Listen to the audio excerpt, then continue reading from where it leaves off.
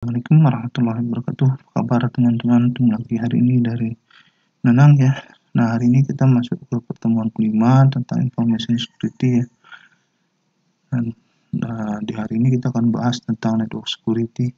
Tapi sebelum lanjut, buat kamu yang belum subscribe, diklik dulu tombol subscribe yang ada di bawah video ini ya, agar channelnya semakin berkembang. Nah, ngomongin soal network security, kita ada punya arsitektur di jaringan.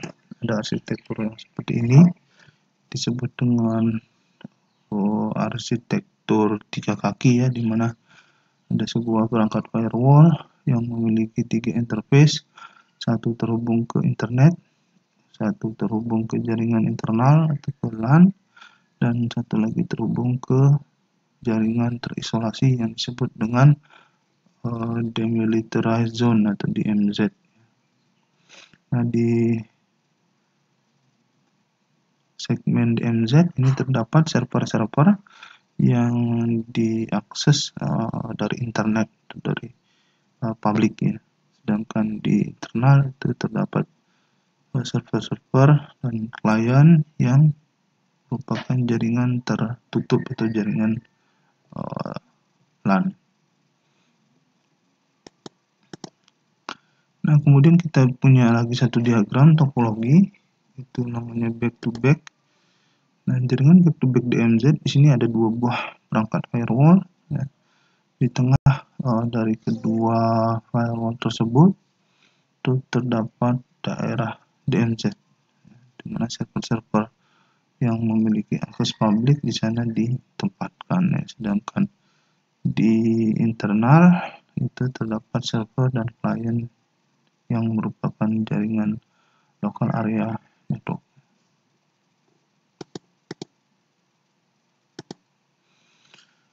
Nah, hacker itu selalu berusaha untuk masuk ke jaringan. Jadi dia mencari cara bagaimana supaya bisa mengakses jaringan internal dan entah itu merusak atau mengambil data dari dalam jaringannya. Nah, maka kita perlu yang namanya IDS atau Intrusion Detection System. Nah, kita harus mengubah setting-setting yang ada supaya hacker itu nggak bisa masuk ya, mengubah setting yang terdapat di dalam IDS ini. Nah, ada 3 teknologi yang kita gunakan ya, antara lain IDS, kemudian firewall dan honeypot ya, supaya kita bisa mempertahankan istilahnya jaringan kita dari serangan attacker. Nah, IDS ini dia akan ngecek semua traffic keluar dan masuk, jadi aktivitas yang terdapat di jaringan baik itu keluar dan aktivitas masuk itu dia akan identifikasi pola-polanya. Nah, apakah ada pola serangan yang mengancam dari sistem tersebut. Jadi IDS ini penting sekali ya, karena dia akan ngecek pola-pola apakah ada serangan atau tidak di sistem. Nah, firewall itu merupakan perangkat hardware ya, device atau software yang melindungi sumber daya yang ada di jaringan private dari pengguna network lainnya, jadi dari internet ya, sebenarnya dari publik seperti itu. Jadi sebenarnya firewall itu bisa bentuknya hardware, bisa bentuknya software. Nah, sedangkan IDS itu terdapat di dalam firewall ya. Intinya seperti itu.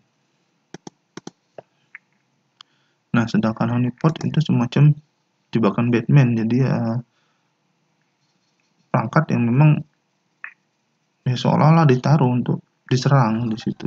Jadi kita tahu tujuannya nanti dapat itu adalah kalau honeypot itu kita ketahui nanti penyerangan itu berasal dari mana dan sebagainya ya. Nah, memang sengaja ditujukan untuk diserang honeypot seperti itu.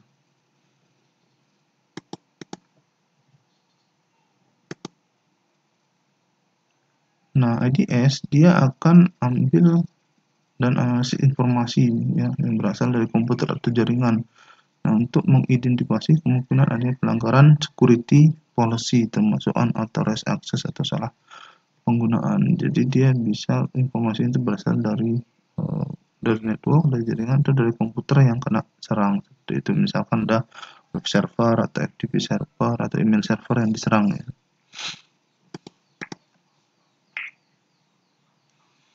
Nah, IDS akan mengecek, dan kalau ada dicurigai penerobosan, maka dia akan kirim alarm untuk peringatannya.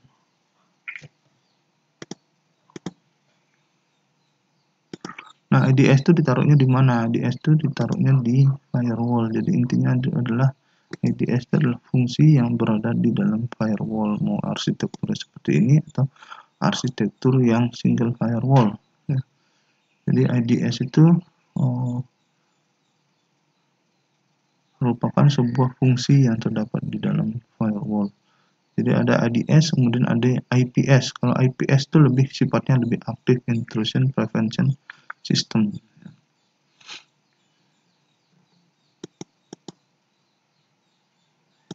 Nah, cara mendeteksi adanya intrusion atau penerobosan. Pertama ada signature recognition, dia akan melihat pola-pola apakah ada yang berubah. Kemudian ada anomaly detection, apakah ada objek yang berubah di setelah ada intrusion ya. Kemudian protokol anomaly detection, dia mendeteksi apakah ada protokol yang tidak normal ya.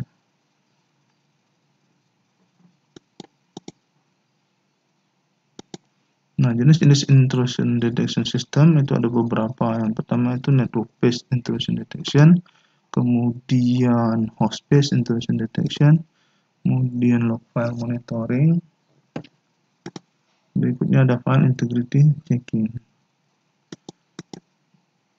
Nah, network based intrusion detection itu melihat dan mempelajari jaringan, apakah ada pola-pola atau upaya tertentu untuk melakukan penerobosan di jaringan, di networknya. Nah, kemudian kan host based intrusion detection, misal log yang ada di tiap host yang dimonitor, misalkan di FTP server, web server, email server, dan sebagainya. Namun ini jangan dibuat karena tidak efektif akibat memeriksa host satu persatu. Jadi kalau kita punya beberapa server, kita cek satu persatu apakah ada terjadi intrusion, ada percobaan untuk penerobosan di tiap server tersebut. Kalau banyak servernya mungkin repot ya. Nah, log file monitoring ini menuliskan log kalau ada upaya penerobosan masuk, misalkan dengan melihat percobaan login yang gagal sebanyak 3 kali atau lebih. Biasanya kalau 3 kali atau lebih orang mau coba-coba password ya, seperti itu.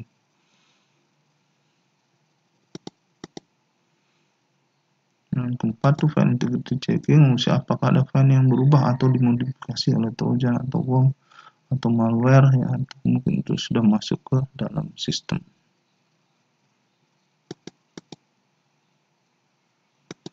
Nah, signature analysis, bagaimana IPS diprogram untuk mengartikan serangkaian paket atau data yang berada pada paket tersebut sebagai sebuah attack atau serangan. Misalkan IDS memantau web server yang diprogram untuk mencari string PHF sebagai indikator adanya CGI program attack. Tanda-tanda ada intrusion, yang pertama perubahan terhadap file konfigurasi dan software system yang berubah tiba-tiba tanpa pernah diubah. Kemudian ada gap pada accounting system, pencatatan lognya. Kemudian performa menjadi menurun, tiba-tiba lambat dan sebagainya, itu tanda-tandanya. Kemudian sistem menjadi crash atau restart atau reboot. Yang kelima, log tidak lengkap atau sedikit ya, itu juga salah satu tanda dari adanya intrusion. Kemudian yang berikutnya, log berisi tanggal dan jam yang janggal. Nah, ada sesuatu yang aneh misalkan. Kemudian permission atau ownership yang nggak benar pada lognya jadi hilang. Adanya proses yang aneh pada sistem, juga muncul banyak proses yang aneh. Terus tampil gambar atau teks yang aneh. Kemudian muncul program atau file yang aneh juga. Permission file berubah, ukuran file berubah. File aneh terdapat pada direktori ini juga salah satu tandanya ya. File yang hilang atau tidak lengkap. mencoba mengecek servis apa saja terdapat pada komputer. Jadi ada orang yang coba-coba ngetes koneksi dari lokasi yang tidak biasa, tiba-tiba ada IP koneksi dari Rusia misalkan atau dari Cina dan sebagainya. Nah, itu salah satu tandanya. Percobaan login berkali-kali dari remote host, nah, itu juga salah satu. Kemudian data yang terdapat di log file, adanya serangan denial of service atau membuat service menjadi crash. Nah, itu adalah tanda-tanda adanya intrusion. Nah, ada beberapa jenis kalau kita mau gunakan intrusion detection tools. Yang pertama adalah Snort, ada Black Ice Defender, terus ada Checkpoint Real Secure, Cisco Secure ADS, Dragon Sensor, Trust Internet Defense, banyak lagi ya. Terus ada HP OpenView, NetSentry, kemudian Lucent Real Secure, Network File Recorder, Real Secure, Silent Runner, PhoneGuard Enforcer. Nah, itu masih banyak lagi. Nah, langkah-langkah apa yang dilakukan setelah IDS mendeteksi attack? Yang pertama, konfigurasi firewall untuk memfilter IP penyusup. Nah, identifikasi IP-nya berapa, terus blok IP tersebut ya. Terus peringatkan administrator via email atau pager. Yang ketiga, tulis catatan ke event log. 4, nyimpan informasi attack, ya, informasi detail dari serangan tersebut. Terus simpan trace file dari raw paket untuk dianalisis di kemudian hari. Kemudian program terus bisa untuk menangani event, menghentikan TCP session guna menghentikan serangan. Jadi kita blok semua TCP session yang enggak valid tersebut. Nah, bicara firewall tadi ya, ada beberapa jenis firewall ya, nanti kita akan lihat. Nah, firewall itu adalah program yang berhubungan yang berada di network gateway server yang melindungi sumber daya pada private network dari network user lainnya, misalkan dari internet atau dari publik. Jadi firewall itu bisa berupa hardware, bisa berupa software. Nah, kalau berupa software dia diinstal di atas komputer, di atas sistem operasi ya. Sedangkan kalau dia berupa hardware, itu sebuah device appliance yang sudah di config built-in dengan OS appliance. Nah, firewall itu diletakkan di tengah-tengah antara jaringan private dan jaringan publik. Jadi setelah router internet ditaruhlah firewall, baru nanti ada jaringan LAN-nya. Apa yang dilakukan oleh firewall? Jadi firewall akan mengecek semua lalu lintas antara dua network apakah sesuai dengan ketentuan atau tidak. Kemudian merouting paket antar network. Yang ketiga, menyaring traffic keluar dan masuk. Kemudian keempat, mengolah akses terhadap sumber daya yang ada di jaringan, misalkan host aplikasi seperti web server, FTP, DNS, dan sebagainya. Yang kelima, mencatat percobaan untuk masuk jaringan private dan mengaktifkan alarm jika ada upaya yang tidak legal dilakukan. Nah, paket filtering itu ada dua, address filtering dan network filtering. Paket filtering itu, kalau yang address filtering itu memfilter paket berdasarkan alamat tujuan dan sumbernya serta port numbernya. Nah, sedangkan yang network filtering itu berdasarkan jenis traffic jaringan tertentu. Jadi tergantung protokol yang digunakan, kita akan reject atau forward traffic tersebut, misalkan web server, HTTP, FTP, atau telnet ya. Nah, kemudian juga difilter berdasarkan atribut atau state dari protokol tersebut. Apa yang tidak bisa dilakukan firewall? Jadi nggak semua sebenarnya bisa dilakukan oleh firewall ya. Yang pertama itu adalah tidak bisa mencegah orang perorangan. Kalau punya modem terus dial ke dalam jaringan ya, ada jalur belakang terus di bypass firewall, ya firewall nggak bisa ngapa-ngapain. Kemudian hal-hal yang nggak sengaja atau ceroboh yang nggak bisa dikontrol oleh firewall itu juga nggak bisa dicegah oleh firewall ya. Nah, policy yang melibatkan penggunaan dan misuse password. Jadi ya Kalau passwordnya ada orang lain tahu terus bisa digunakan untuk masuk, ya firewall juga nggak bisa cegah ya, karena dianggap rusak.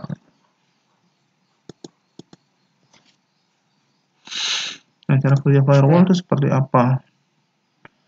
Jadi firewall akan mengizinkan lewat ya, trafficnya kalau sesuai ketentuan. Kalau nggak sesuai ya dia akan tolak ya. Nah, itu untuk menentukannya itu berbeda-beda dari satu firewall ke firewall yang lainnya, kriterianya seperti apa dan sebagainya.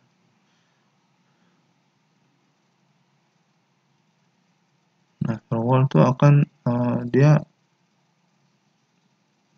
lebih memperhatikan lagi jenis trafficnya atau sumber dan tujuannya, alamat dan port. Nah, ada juga rule-nya kalau udah kompleks, nah itu juga harus dipertimbangkan. Firewall itu ada firewall yang hardware ya, seperti itu ya, perangkat keras. Ada beberapa jenis firewall hardware yang pernah saya konfigur dan saya lihat. Yang pertama adalah Cisco ASA, buatannya Cisco ya. Ini bentuknya kira-kira ada beberapa seri di situ. Kemudian punyanya Checkpoint juga hardware ya. Ada juga firewall buatan FortiGate, Suka Forti 100 atau 1000D. Kemudian ada Juniper firewall SSG ya, Juniper SSG. Kemudian ada juga Palo Alto yang terbaru ya 200. Kemudian ada juga Button Sonic Wall hardware-nya, dan ada juga buatan Sophos XG. Ada juga buatan Watchguard Firebox ya, M270.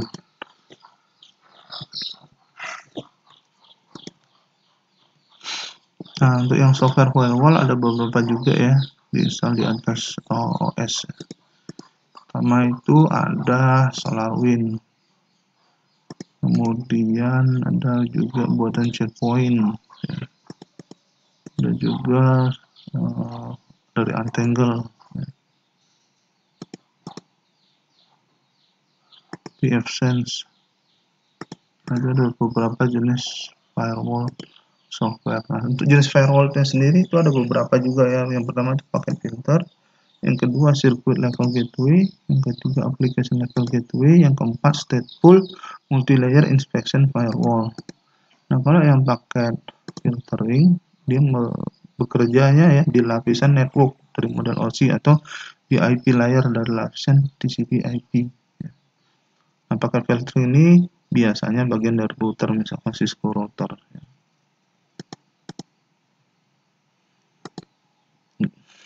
Nah, dia akan meneruskan paket atau drop paket sesuai dengan aturan. Nah, terus keunggulannya paket filtering ini murah ya, dan juga nggak begitu membebani jaringan. Gambarnya seperti ini. Jadi di lapisan IP ya, Internet Protocol itu kerja di sana bekerjalah paket filtering firewall.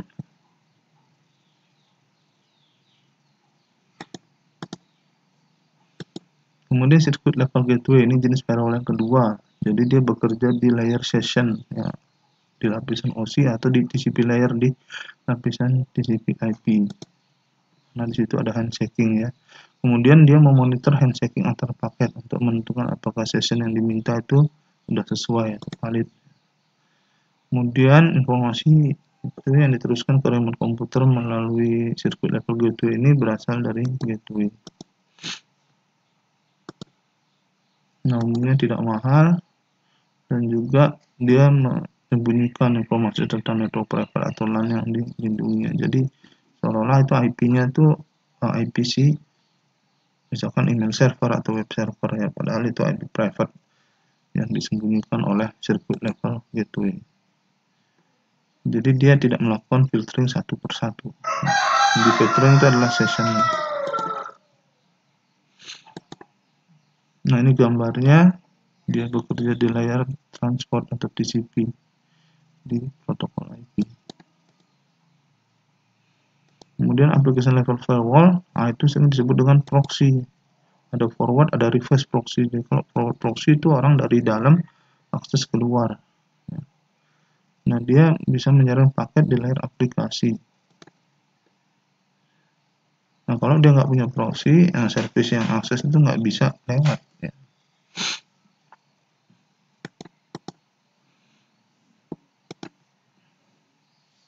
Nah, kalau misalkan perangkat ini dikonfigurasi sebagai proxy, maka FTP nggak bisa lewat, Gopher nggak bisa lewat, Telnet dan lain nggak bisa lewat. Ya. Nah, terus karena bekerja di layar aplikasi, itu perintah tertentu ya seperti HTTP, POST dan GET detail itu bisa disaring perintahnya.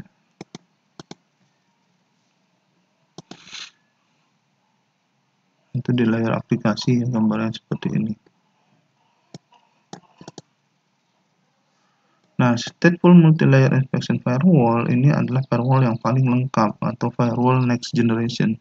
Nah, dia menggabungkan semua tadi yang pertama ya, dan dia lebih canggih ya.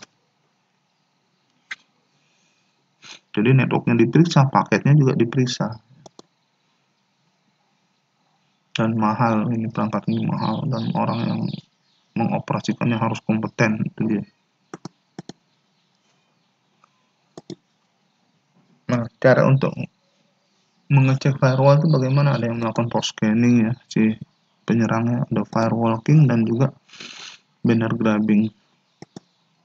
Nah, port scanning tuh dia ngecek port yang terbuka dari 0 sampai 65.535 port, cek satu persatu sama penyerang dari luar. Nah, kalau firewalking itu dia akan ngecek, mencobain akses control list di firewallnya tersebut satu persatu. Kalau tembus, ya itu bisa berarti ya.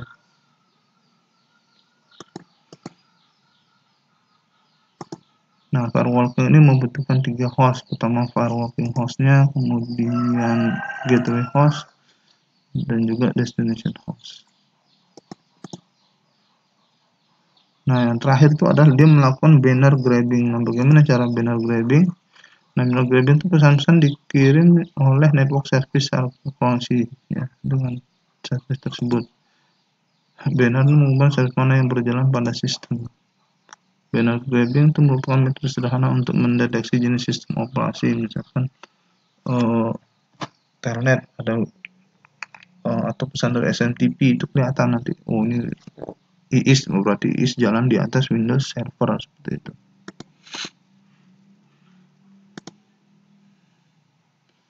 Nah, banner grabbing juga membantu mendeteksi service yang dijalankan oleh firewall. Ada 3 service utama yang mengeluarkan banner ya, FTP, web server, sama Telnet. 3 ini yang paling kelihatan kalau dari luar. Nah, contohnya bagaimana cara melakukan banner grabbing. Nah, itu Telnet, kemudian mail.abc.com, itu nama email servernya, kemudian port 25. Nah, nanti kita terkoneksi ke port 25, nanti akan muncul hello dari SMTP servernya. Nah, itu. Oke, mungkin itu dulu pertemuan kita tentang network security ya. Nah, buat kamu yang udah nonton video ini, kamu bisa kasih like, komen-komen, saya tunggu tentang video ini, dan bagikan video ini ke teman-teman kamu agar mereka belajar apa yang kamu tahu. Pastikan kunjungi blog saya, linknya ada di bawah video ini juga. Dan buat kamu tadi belum subscribe, ayo diklik tombol subscribe-nya ya, dan bunyikan belnya agar channel ini semakin berkembang dan menghadirkan konten-konten berkualitas seputar dunia. Sampai jumpa kembali. Assalamualaikum warahmatullahi wabarakatuh.